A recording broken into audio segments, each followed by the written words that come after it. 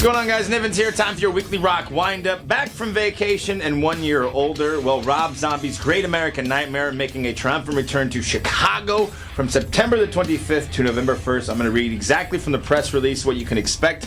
Captain Spaulding's Clown School in 3D, The Devil's Rejects, and 31. 31, of course, the forthcoming movie from Zombie that it's got five carnival workers that are kidnapped and held hostage until the following night, Halloween, and they're put in a compound named Murder World. So that just gives you like an idea of the three kind of events that'll happen around it. Of course, there's going to be a couple concerts and whatnot. So if you're someone that likes to do a little road trip, a little wahoo for some action like that, again, look to Chicago. Well, it seems Korn frontman Jonathan Davis in the news this week for a lawsuit levied against him from way back in like 2006 when he was going to try and launch American Curiosities Museum. He had an investor lined up. It fell through. The investor sued Davis. His lawyer stepped in and agreed to a settlement of roughly under $160,000, where Davis is supposed to pay like $1,000 every payment, whether that was every 2 weeks or a month, I'm not entirely sure. The point of the matter is, after 2 payments, Davis stopped making the necessary payments. So then the lawyers sued for the balance plus interest that were hired to represent Davis, and that comes out to a shade under $257,000. So, I guess your move, Jonathan? And speaking of rock stars in a pickle, undoubtedly you've heard about Kansas City's favorite wayward son, Wes Scantlin of Puddle of Mud. I would love to tell you that he just got prohibited from boarding a plane, stinking of booze, according to the report, crying, saying he's a rock star and needs to get to a very important show in Los Angeles. But before all of that, he got busted going over 100 miles an hour, taking the police on a 100-mile-an-hour run before finally stopping, refusing sobriety field tests and all that, actually blowing a .31 for the BAC. Give you guys an idea, according to most medical reports, .4 can shut down your heart. So if you're operating heavy machinery and blowing a .31, there's got to be something else going on with you.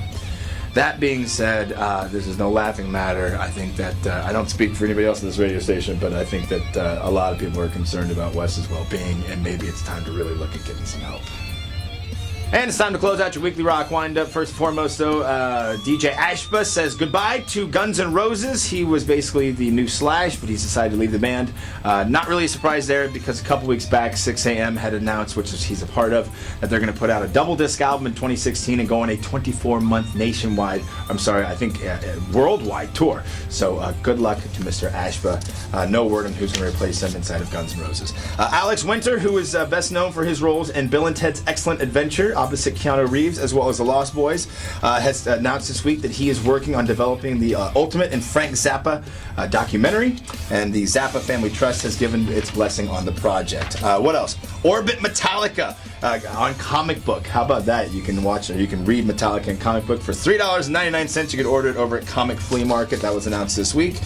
Seven Dust announcing their 11th studio album, Kill the Flaw, will be released on October the 2nd. We got the first single this week. On top of that, of course, Seven Dust is going to be with Godsmack at the Midland on the 29th of September. Our boy Sidewise is going to open up for him, not only here in Kansas City, but on quite a few dates nationwide. So congratulations to Sidewise on that. How many more Pussifer albums are we going to get before we get a goddamn Tool album? That's what I want to know.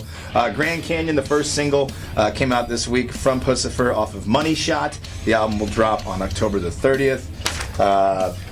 No word on Tool. Sorry, I'd love to tell you about that. Got a 30-second clip from Iron Maiden's new album, The Book of Souls. That's supposed to drop on September 4th.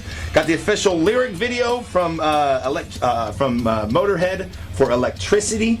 That is off of the Bad Magic album. I believe their 22nd studio album that's supposed to drop on August 28th.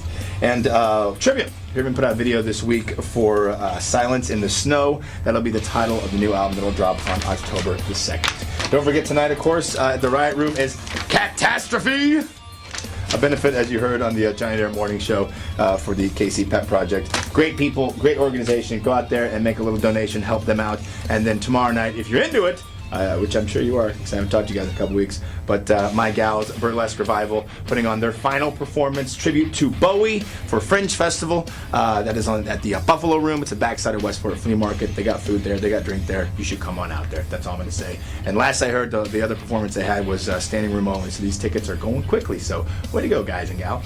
I'm Nivens. Thank you very much for tuning in to your weekly rock windup. Have a great weekend. and